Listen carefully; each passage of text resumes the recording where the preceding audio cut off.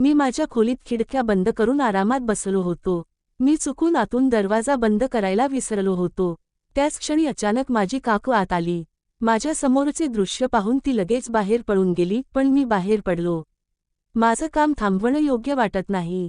मी बाहेर आल्यावर काकू म्हणाल्या, का समीर, तू आत काय करत होतास? मी म्हणालो, काकू तुम्हाला माहिती आहे तुम्हाला माझ्या तोंडून काय ऐकायचं आहे? काकू म्हणाल्या, ते ठीक आहे, पण तुम्ही कुलूप लावायला नको होतं तुमच्या दारावर. मी म्हणालो, काकू मला कसे कळेल की तुम्ही त्याच क्षणी खोलीत येणार आहात? तरीही मी काहीही चुकीचे करत नव्हतो. काकू म्हणाल्या की तो मुद्दा नाहीये, पण तरीही तुम्हाला कळेल जेव्हा कोणी तुम्हाला ते करताना पाहते तेव्हा तो मी जे म्हटलं होतं तेच करायचंही त्यालाही वाटतंय. काकू तुम्हीही या.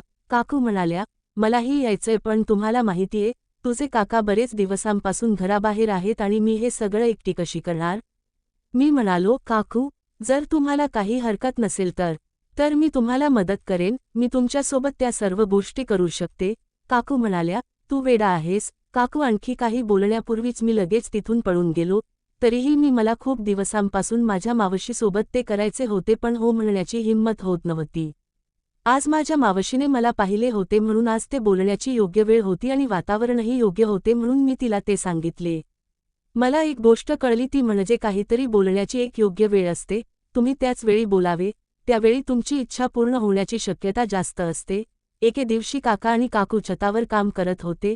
मी त्यांना हे सगळं करताना पाहून मी थोडा वेळ उभा राहिलो आणि माझ्यासमोर समोरासमोर चित्रपट चालू होता.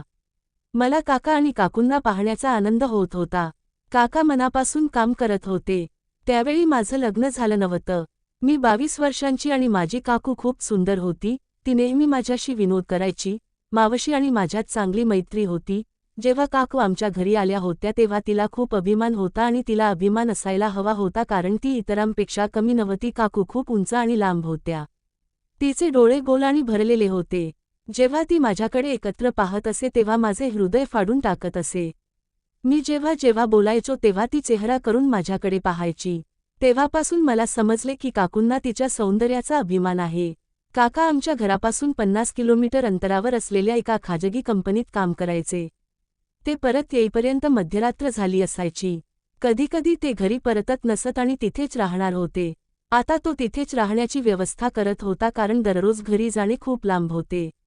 जेव्हा चाचाजी परत येत नसत तेव्हा चाची तिच्या खोलीत एकटीच राहायची. मी चाचीला सांगितले की मी त्याला अनेक वेळा एकटे पाहिले आहे आणि आतापर्यंत त्याला पाहून मला हेही जाणवलं की माझे काका मध्यरात्री घरी येतात. कधी ते काम करतात तर कधी करत नाहीत. काका काकूंना जितके प्रेम देण्याची गरज होती तितके प्रेम देऊ शकले नाहीत. ही गोष्ट मला पूर्णपणे स्पष्ट झाली. यावरून मला समजले की एके दिवशी सकाळी मी काकूंना खूप दुःखी दिसले म्हणून मी त्यांना विचारले, काय झाले काकू, तुम्ही दुःखी दिसत आहात? काकू म्हणाल्या की मला बरे वाटत नाहीये. मग मी मेडिकल स्टोअरमधून तिच्यासाठी औषध आणले. औषध घेतल्यानंतर काकू तिच्या खोलीत गेल्या. थोड्या वेळाने मी तिच्या तब्येतीची विचारपूस करण्यासाठी तिच्या खोलीत गेलो आणि तिला खूप ताप आला होता असे पाहिले. मी म्हणालो, काका आज घरी येणार नाहीत? काकी म्हणाल्या की ते ऑफिसमध्ये आहेत. तो काही दिवस कामासाठी बाहेर गेला आहे. मी म्हणालो, आता काय करू? काकूंची तब्येत बिघडत चालली आहे. मग मला आठवले की माझा एक मित्र अमन होता. त्याचे वडील डॉक्टर होते.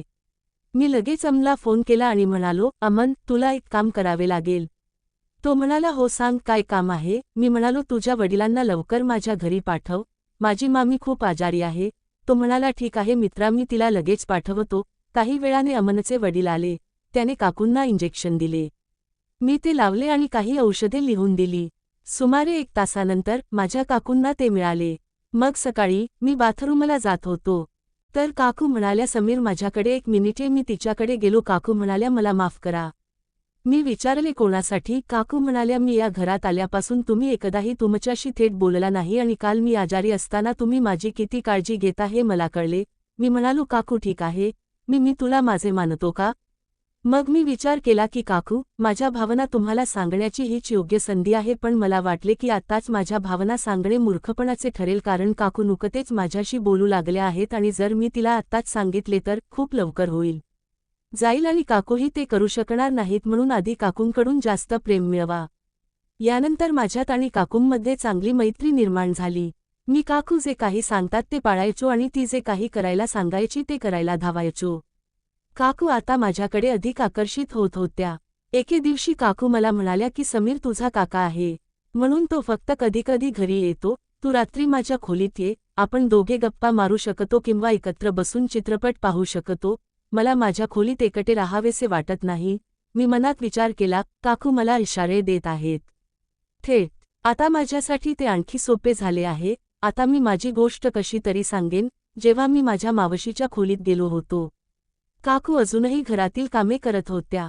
काकूंना पाहून माझे मन मोहून गेले आणि मी मोबाईलवर चित्रपट पाहू लागलो. व्हिडिओचा आवाज खूप जास्त होता आणि तो संपूर्ण खोलीत ऐकू येत होता.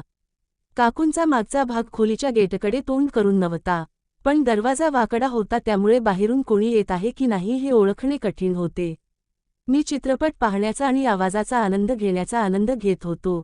माझी काकू खोलीत कधी आली हे मला कळलेही नाही. माझी काकू ही मागून आली आणि सुरू झाली. चित्रपट पाहत होतो, पण मला ते कळले नाही. काकू खोकल्या आणि जेव्हा मी चित्रपटावरून माझे लक्ष वळवले तेव्हा मी पाहिले, काकू मागे उभ्या होत्या आणि हसत होत्या. मी पटकन चित्रपट थांबवला आणि पूर्णपणे घाबरलो. काकूंनी माझा कान धरला आणि म्हणाली की तू आता का थांबवलास, तुला भीती वाटते का? मी थोडे हसत आणि थोडे घाबरत म्हणालो, काकू मला भीती वाटते. जेव्हा असं कोणीतरी चित्रपट पाहताना मला पकडतं, तेव्हा ती म्हणाली, म्हणजे आता तुला भीती वाटते? जेव्हा आम्ही काकूच्या खोलीत चित्रपट पाहायला सुरुवात केली, तेव्हा आम्हाला काकू कधी येतील याची भीती वाटली नाही. मी म्हणालो, काकू, काय करावे मी तुला सांगतो, तुझ्या खोलीत काय आहे ते मला माहीत नाही, फक्त तेव्हा ये. जेव्हा ते घडते तेव्हा मन अस्वस्थ होऊ लागते. मी काकूंचा हात धरला आणि बेडवर बसलो आणि म्हणालो, काकू मला तुम्हाला काहीतरी सांगायचे होते, तुम्हाला वाईट वाटणार नाही का? काकू म्हणाल्या, तुम्ही काहीही बोलू शकता, मला आता वाईट वाटणार नाही. मी म्हणालो, जर मला वाईट वाटले असते तर तुम्ही केलेली कृती पाहून मी तुम्हाला खोलीबाहेर हाकलून दिले असते. मी नाही केलं. मी डोळे खाली केले आणि मग म्हणालो, काकू, तू पहिल्यांदा या घरात आलीस तेव्हापासून मला तू खूप आवडतेस. काकू म्हणाली, ठीक आहे, मग आपण काय करू? मी म्हणालो, काकू मला तुझ्यासोबत राहायचे आहे एकदा. काकू म्हणाली, समीर, पण हे कसे शक्य आहे? जर तुमच्या काकांना हे कळले तर ते मला सोडून जाणार नाहीत. मी म्हणालो, काकू, आपण घरी जात आहोत, आपण ते लोकांच्या नजरेपासून गुप्तपणे करू. काकू म्हणाल्या, नाही, मी तुमच्यासोबत हे सर्व करणार नाही. मी म्हणालो, काकू, मी तुम्हाला वचन देतो की आमचे संभाषण घरातल्या कोणत्याही तिसऱ्या व्यक्तीला कळणार नाही. काकू म्हणाल्या, पण समीर, मी तुझी काकू आहे.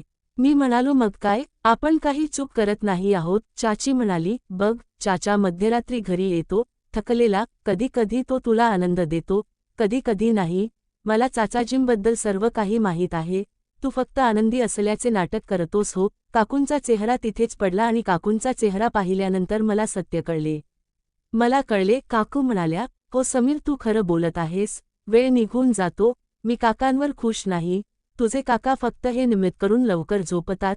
मी इतक्या लांबून आलो आहे. आता मी थकलो आहे. मला रोज झोप येते. मी त्याला रोज आनंदी राहण्यासाठी जबरदस्ती करू शकत नाही. त्याने स्वतःला विचार करावा की त्याने माझी काळजी घ्यावी. तो फक्त जेव्हा तो मूडमध्ये असतो तेव्हाच माझ्यावर प्रेम करतो. त्याला माझी अजिबात काळजी नाही की मी माझा आता मूड नाहीये. तो फक्त स्वतःची काळजी घेतो. हे शब्द ऐकून मला धक्का बसला. मी म्हणालो, काकू, म्हणूनच मी तुम्हाला खूप प्रेम करतो. मला काळजी आहे, म्हणूनच मी म्हणत आहे की मी तुम्हाला आनंदी करू शकते. काकू, मी तुमच्या प्रत्येक भावना समजते. मग काकूंनी माझा हात धरला आणि तो घट दाबला आणि म्हणाल्या, जेव्हा काकूंनी माझा हात दाबला तेव्हा मला कळले की काकू, मी खूप तळमळत आहे. खूप आतल्या आत काकू म्हणाल्या, ठीक आहे समीर, तुला इतक्या भावना समजतात. तू खूप शहाणा झाला आहेस. मी कधीच तुझ्याकडे लक्ष दिले नाही. मी म्हणालो, हो काकू, मी तुला पूर्णपणे समजते. काकू म्हणाल्या, मला विचार करू दे आणि तुला सांगू दे. आता तू तुझ्या खोलीत जा. काकूंनी मला ज्या खोलीत पाठवले होते तिथे जा. मला ते आवडले नाही. माझा संपूर्ण मूड खराब झाला. मला वाटले की आता काहीही होऊ शकत नाही. दुसऱ्या दिवशी सकाळी आंघोळ करून मी बाथरूममधून बाहेर पडलो. त्याचवेळी माझी काकूही आली. ती म्हणाली की माझा समीर आहे, आज खूप हुशार दिसत आहे. मी काहीही न बोलता माझ्या खोलीत गेलो. मला मामीचा राग आला होता. काही वेळाने मामी माझ्या खोलीत आल्या आणि म्हणाल्या, काय झालं समीर, तू माझ्यावर रागावला आहेस? मी म्हणालो, तू जा. मला आणि तुमचं काम करा. मला तुमच्याशी बोलायचं नाहीये. मग मी माझ्या कामावर जाईन. संध्याकाळी घरी परतल्यावर मी पाहिले की माझे काकाही घरी आले होते आणि माझा मूड आणखी चांगला झाला. ते बिघडले कारण आता माझे स्वप्न फक्त स्वप्नच राहील. काकांनी माझ्याकडे पाहिले आणि म्हणाले, समीर कसा आहेस? मी म्हणालो, मी ठीक आहे काका. मग मी माझ्या खोलीत गेलो. काही वेळाने काकांनी मला फोन केला आणि म्हणाले, समीर ये, तुझे जेवण घे. जेवण? मग आपण बसून जेवू. मी जेवू लागलो आणि मी काकूंकडे पाहत राहिलो आणि काकू माझ्याकडे पाहून हसू लागल्या.